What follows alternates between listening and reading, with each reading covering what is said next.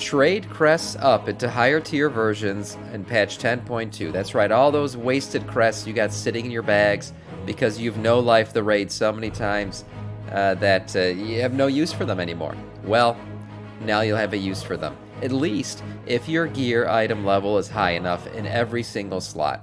So yes, in 10.2 you will be able to convert crests to a level up.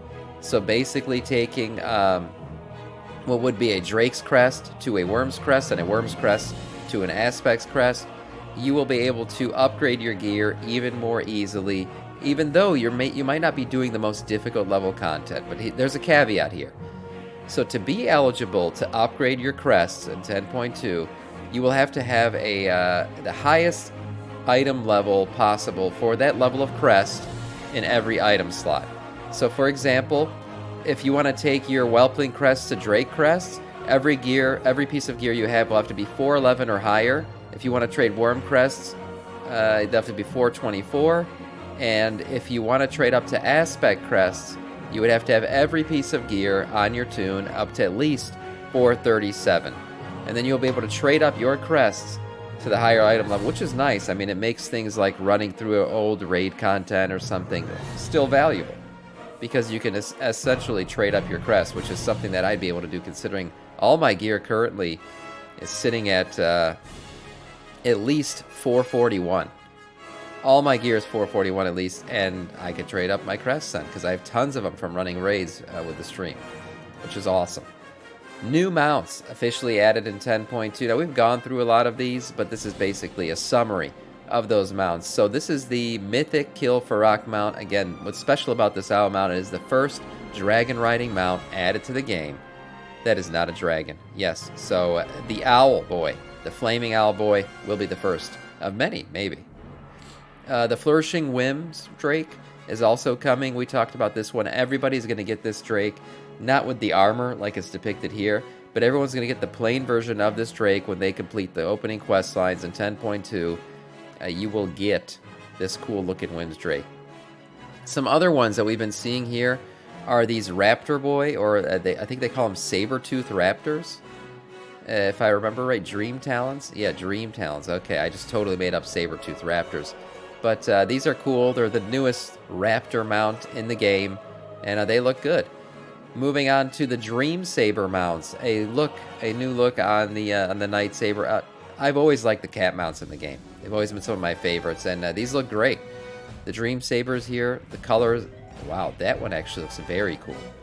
I don't know what it is, the green and red color variation looks very nice, and then a purple one, of course. And then if you want to be a Druid of the Flame, there you go. Your Flaming Boy cat mount. Yeah, get it. Dream Stag mounts. Yes, we've been expecting Dream Stags. Dream Stags, I feel like, have been in the game forever. But now we're finally getting a mount version of them. So here they are. Cool looking. Some of these reflect the seasons, I'm just realizing, actually.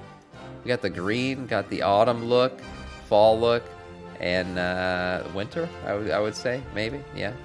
Yeah, I didn't even think about that. So some of these mounts look pretty good. Yeah, so these are all the different mounts, at least the ones that we've been data mining here that have been revealed, and you'll be able to get.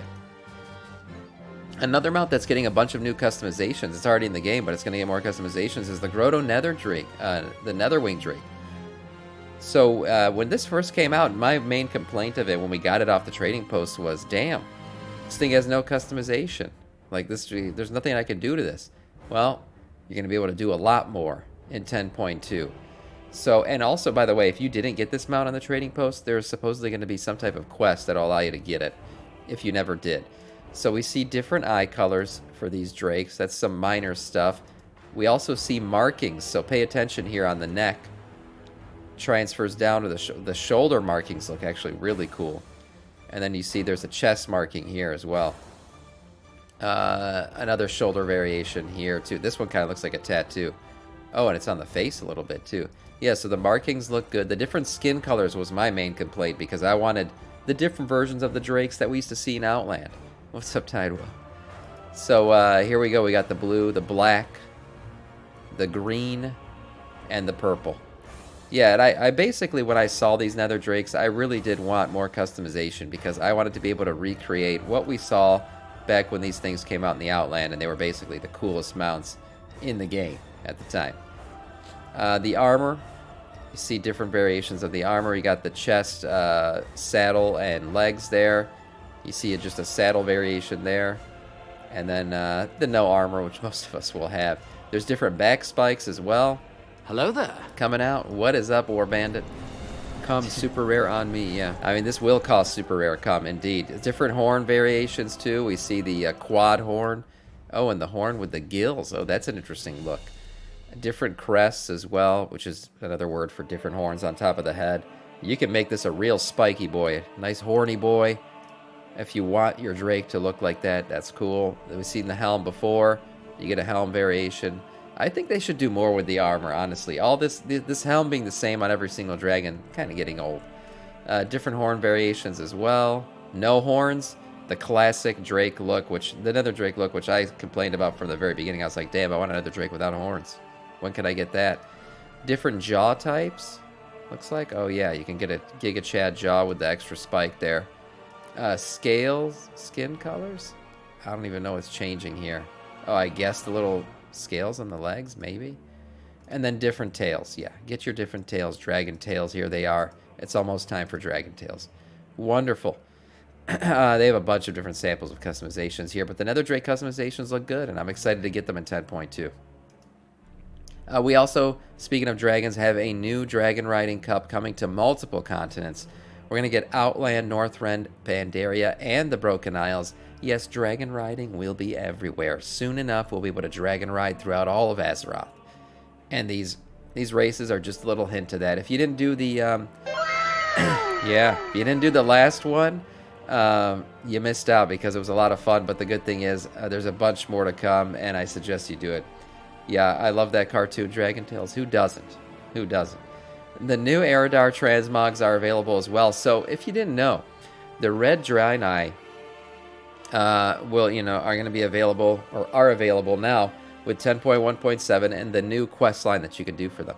But what we didn't know is they also unlocked a bunch of weapons for the Draenei as well. So a bunch of weapon cosmetics. Now these are just cosmetics, different transmogs, and they look very cool. They look very, Draenei, very Eridar. This one almost reminds me of the classic, hammer that we saw in the very first cinematic where the Draenei were revealed. These look good.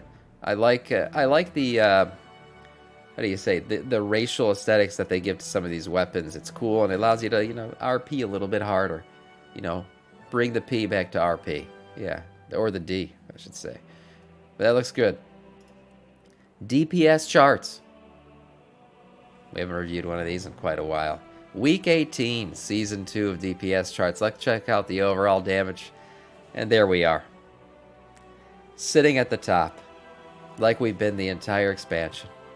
The Unholy DK and Frost DK are 1 and 3. Sandwiching what? An Augmentation Evoker. Yeah, the Augie boy is still sitting. Is climbed up even higher than before. Frost Mage, Demo Warlock, Affliction Warlock, rounding out the top 5 there. Top 6, I should say. And then we see Enhancement Shaman. Not doing too bad. That's looking pretty good. Poor Balanced Druids, Survival Hunters, Ret Pallies. I mean, remember when the Ret Pally rework happened? They were flying high. Sad to see where they fall into. And the first Hunter class that really shows up here is Marksmanship. Mid-tier. Now let's see where it matters. Boss damage. That's where we see where it matters. And Unholy takes an even bigger lead. Unholy DKs are just doing nuts damage at this point.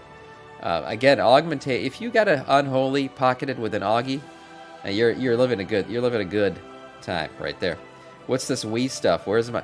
Yeah, well, the Blood DK. Okay, yeah, I play Blood DK. I know, but when I say we, I mean just in terms of class, Death Knight just does it all. We take the best, we DPS the best. Shit, if they gave us a healing roll, we'd probably do that the best too. Actually, we kind of do with Blood, but Unholy right now is top. Augmentation, Frost, Warlock, and Demo. Affliction and Demo rounding out the top 5. Assassination Rogue, not doing too bad as well. And then our first Feral Druid. Our first Druid class pops up here. Again, towards the bottom, Survival Hunter, Fury Warrior. Havoc Demon Hunter's been in a real bad spot lately. I have not been able to get any Havoc Demon Hunters into my raids because of this. But they are near the bottom, unfortunately. The big movers from the last time we reviewed a chart, there aren't really any. 4 spots up for Assassination and Arms Warrior are the 2 biggest movers on this chart, really? Oh, 9 down for Outlaw Rogue. Damn, Outlaw Rogue took a dick slap. What the hell? Well, I guess we'll see. There's not many of these left for Season 2.